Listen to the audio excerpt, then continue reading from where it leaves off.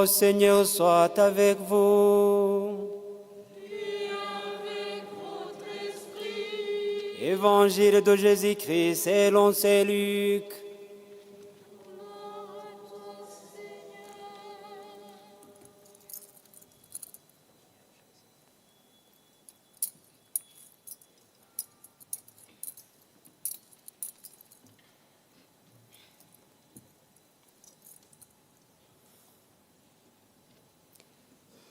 On venait de crucifier Jésus et le peuple est resté là à regarder.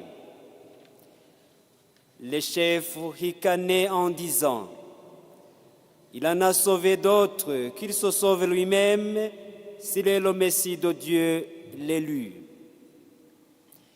Les soldats aussi se moquaient de lui, s'approchant pour lui de la boisson vinaigrée et lui disaient « Si tu es le roi des Juifs, sauve-toi toi-même. » Une inscription était placée au-dessus de sa tête. Celui-ci est le roi des Juifs. L'un des malfaiteurs suspendus à la croix l'injuriait. N'es-tu pas le Messie? Sauve-toi toi-même et nous avec. Mais l'autre lui fit de vifs reproches. Tu n'as donc aucune crainte de Dieu? Tu es pourtant un condamné toi aussi. Et puis pour nous, c'est juste. Après ce que nous avons fait, nous avons ce que nous méritons. Mais lui, il n'a rien fait de mal.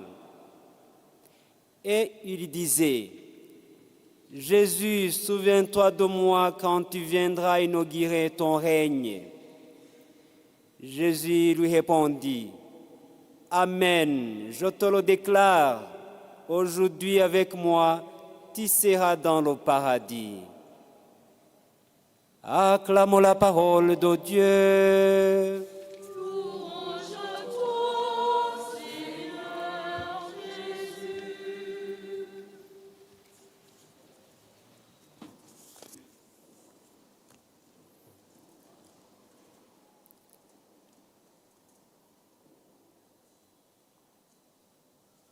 Nous sommes dans la solennité de Jésus-Christ, roi de l'univers. Univers, ce qui nous entoure, univers. Mais c'est le roi de nous-mêmes. Une fois qu'on reste sur l'univers seulement, on va penser que c'est les montagnes, les mers. Non, c'est nous, le peuple de Dieu. Il est notre roi. Mais la question que je vais poser avant tout, est-ce que nous croyons que le Christ est notre roi réellement? Il est notre roi.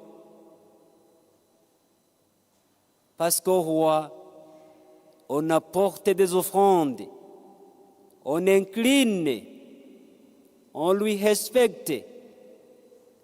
Le roi, nous avons appris l'histoire des rois. Peut-être actuellement, les rois ne sont pas fréquents, mais on a appris combien les rois étaient respectés, combien les rois étaient exigeants. Mais Jésus, le roi de l'univers, est-ce que nous croyons réellement à ce roi qu'on n'a pas encore vu, qu'on entend parler de lui? Est-ce que nous croyons réellement à lui? On a dit, il est venu, il nous a sauvés et il reviendra pour la deuxième venue, la seconde venue, et il va revenir juger les vivants et les morts. Il reviendra, c'est le roi. La solennité du Christ roi. Vous savez, les rois et les reines, les princes et les princesses du Moyen-Âge, ça fait toujours rêver. Une fois qu'on pense à ces rois et reines, princes et princesses du Moyen-Âge. On peut penser, on peut rêver même à être un roi parce que ça faisait du bien. C'était un respect. C'était la joie pour eux. Être roi, être reine, être prince et princesse. On peut rêver à ce titre. Même on continue actuellement parfois d'appeler son bien-aimé ou sa bien-aimée mon prince ou ma princesse. Et on dira à une petite fille qu'elle est habillée comme une princesse, pour dire que ces gens étaient respectueux, étaient des gens de grande renommée. C'est pourquoi, dis-moi, mon prince ou ma princesse. C'est le respect.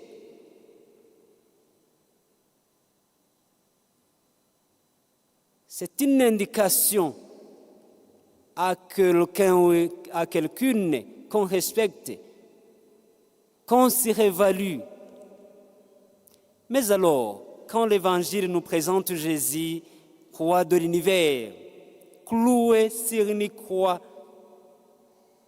on se dit, il y a quelque chose qui cloche dans ce royaume. Il y a quelque chose qui ne va pas. On peut dire qu'il y a quelque chose qui ne va pas.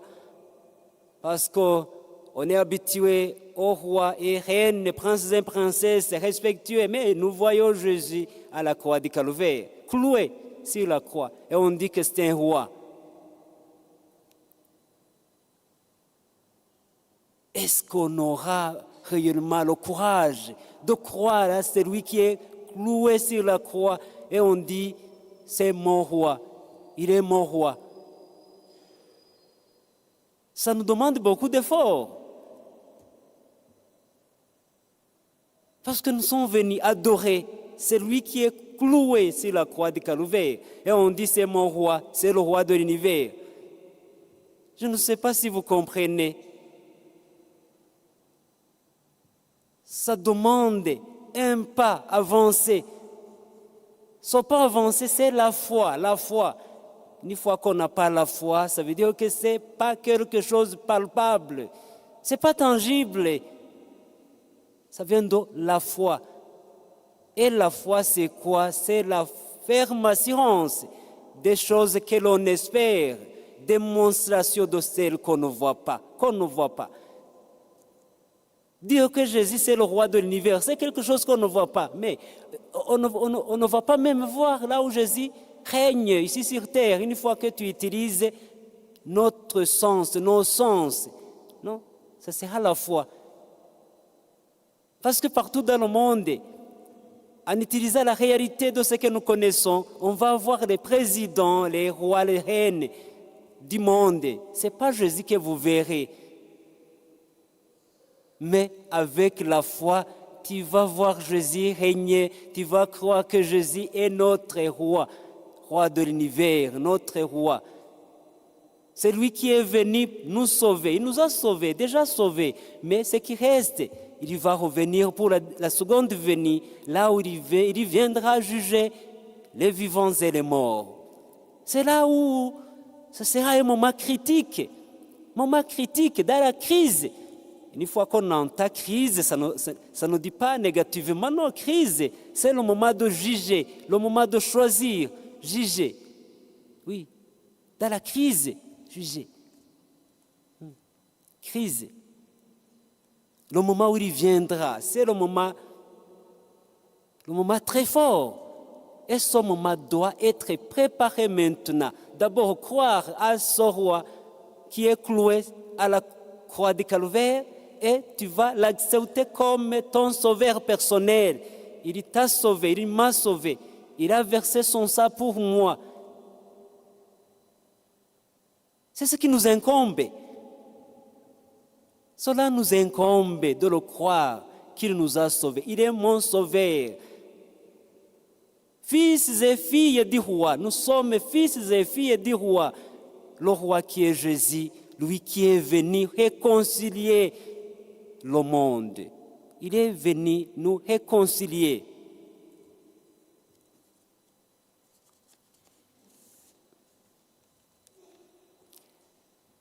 Et c'est la première lecture qui nous dit qui est le roi d'Israël. On nous présente un berger. David était un berger. Il était berger. Mais le peuple s'approchait de lui et lui disait, voilà, nous sommes devant toi. Sois notre roi. Sois notre roi. Pourquoi le peuple implore David pour que David soit le roi d'Israël?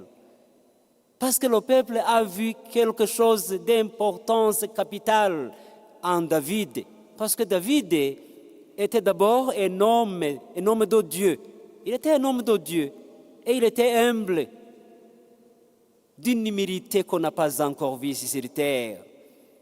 Souvenez-vous, quand il a péché, il a prosterné devant le Seigneur et disait « Aie pitié de moi, pitié pour moi, mon Dieu, dans ton amour, parce que j'ai péché contre toi, parce que j'ai pris la femme qui n'est pas la mienne, la femme d'Uri, et il a tué son mari. » Quand Nathan, le prophète, venait et le roi se prosternait devant le Seigneur, il a demandé pardon. Le roi se courbait et il disait « Aie pitié de moi ». C'est le roi qui a unifié des royaumes, le royaume du nord et le royaume du sud. Du nord, la Samarie et d'ici de Jérusalem. Et il a unifié ces deux royaumes. Ce roi David était comme préfiguration. Il était comme préfiguration d'un roi qui viendra. Et ce roi est déjà venu, c'est le Christ, le Messie qu'Israël attendait. Mais Israël aussi ne comprenait pas du genre du roi qui est venu, Jésus. Israël n'a pas compris parce que quand Jésus venait multiplier des pains, le peuple voudrait l'introniser. Tu dois être notre roi parce que nous avons vu que tu es capable. Quand tu seras le roi, la faim va être dehors. Et le peuple d'Israël aussi voulait l'introniser. Pourquoi? Parce que les Romains qui étaient là étaient un royaume qu'on n'a pas encore vu sur terre parce que le peuple souffrait. Le peuple souffrait. Et on voulait le roi qui va renvoyer les Romains de la terre d'Israël. Mais la mission de Jésus n'était pas la mission d'être un roi ici sur terre. C'est pourquoi je vous ai dit, il ne faut pas considérer Jésus, roi, comme le roi d'ici sur terre.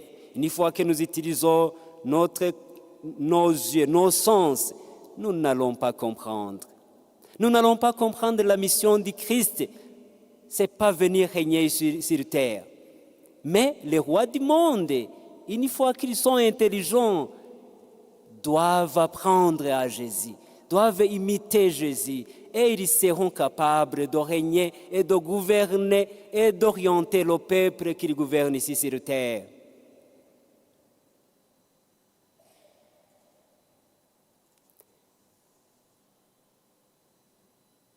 Le peuple d'Israël avait besoin d'un berger, le berger.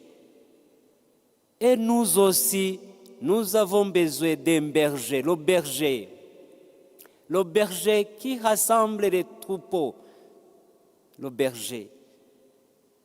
Israël a eu David et nous avons Jésus. Vous vous rappelez que Jésus venait de la racine de Jessé, David. Quand David est ou était préfiguration de Jésus, ça veut dire que David a régné en Israël comme un roi qui a unifié les deux royaumes et il a été un exemple. Et Jésus aussi, à notre époque, à ce moment-ci, Jésus règne en nous. Tu ne le verras pas par nos yeux, mais il règne dans nos cœurs. Il essaie de nous rassembler son troupeau. Jésus-Christ, roi de l'univers. Qu'est-ce que c'est ce titre peut bien vouloir dire pour nous aujourd'hui, ce titre de Jésus, roi de l'univers? Il faut bien le reconnaître. Dans l'Ancien Testament, qu'il voudrait mieux appeler la première alliance. Alliance.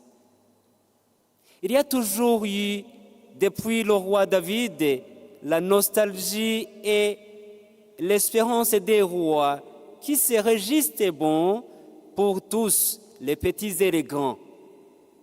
Les petits et les grands. Nous sommes ici. Il y a des petits, il y a des grands. Ici, dans le monde, il y a des petits, il y a des grands en possession d'aller être et d'avoir. Mais Jésus, il est le roi de tout le monde. Comme David rassemblait tous les deux royaumes, Jésus aussi, il est le roi de tout le monde. Il ne discrimine pas. Non, pas de discrimination devant Jésus. Pas de discrimination. Une fois qu'on se présente devant Jésus et tu as cru qu'il est ton sauveur personnel, Jésus ne te discrimine pas parce que tu as la foi.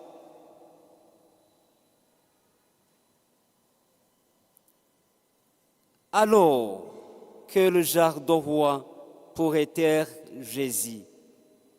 Il a pris distance pour ce qu'il voulait lui faire un roi, je vous ai déjà dit. Il se révèle de plus en plus comme celui qui est le serviteur, comme celui qui lave les pieds des disciples. Il est humble comme David. Il est humble. Il lave les pieds des disciples. Comme celui qui est venu pour servir et non être servi. Une fois qu'on est fils et fille de Dieu ou fils du roi, il faut toujours penser à servir les autres. Il ne faut pas qu'on s'assoie et qu'on dit « sers-nous ». Non, il faut d'abord commencer à servir les autres, être serviteur. Comme celui qui ouvre un chemin de vie, finalement rejeté par le pouvoir politique et religieux. Il a été rejeté. Oui, en Israël, on l'a rejeté parce qu'on a vu qu'il a prouvé le contraire. Il n'est pas venu pour être intronisé comme roi d'ici sur terre. Et le pouvoir politique et religieux en Israël l'a rejeté. C'est pourquoi on l'a crucifié à la croix du Calvaire. Il ira jusqu'à donner sa vie pour ce qu'il aime. C'est nous. Il nous a aimés jusqu'à verser son sang merveilleux, son sang précieux à la croix du Calvaire. Il n'usera pas sa puissance pour se sauver lui-même. Comme ce bandit qui était crucifié avec Jésus disait « Sauve-toi et sauve-nous ». Mais Jésus n'a pas usé sa puissance pour se sauver parce que c'était la mission, c'était sa mission pour qu'il sauve le peuple de Dieu. Il n'usera pas de violence pour se défendre, mais choisira le chemin de la confiance à Dieu son Père. Il utilisait une méthode pacifique C'est pourquoi nous sommes interpellés à être pacifiques. À être pacifiques. Là où nous habitons, en résolvant des conflits, il faut être pacifique. Il est lui, la tête du corps, qui est l'Église. Voilà notre roi Jésus, roi de l'univers. Mais c'est notre roi. Univers, c'est qui, c'est quoi? C'est nous. Univers, c'est nous. Il faut toujours penser, quelle est la foi que je possède? Est-ce que je crois réellement à ce roi qui est venu pour la première venue pour me sauver? Et je suis établi comme fils et fille de Dieu suite au sang merveilleux qu'il a versé à la croix du Calvaire. Mais ce n'est pas encore fini. Il y aura la fin. Et il va revenir pour juger les vivants et les morts. Ça sera la seconde venue. Et là-bas, on va présenter nos comptes. On va donner le rapport. Et on a dit, nous ne savons pas ni l'heure, ni la minute, ni le jour. Il faut toujours être prêt. Et même maintenant, je ne sais pas si nous sommes prêts à dire Maranatha, viens Seigneur Jésus, je suis prêt, viens, parce que j'ai écrit à ton nom et je sais que tu es le roi, tu es mon sauveur personnel, viens. Que chacun et chacune médite, parce que nous sommes des pèlerins. Nous sommes des pèlerins et nous ne savons pas quand est-ce que le pèlerinage va prendre fin. Il faut toujours se préparer. Il faut toujours se préparer et dire d'un moment à l'autre, Maranatha, viens Seigneur, je suis prêt et prête à te recevoir pour que je puisse entrer dans ton royaume. Que le Seigneur vous bénisse.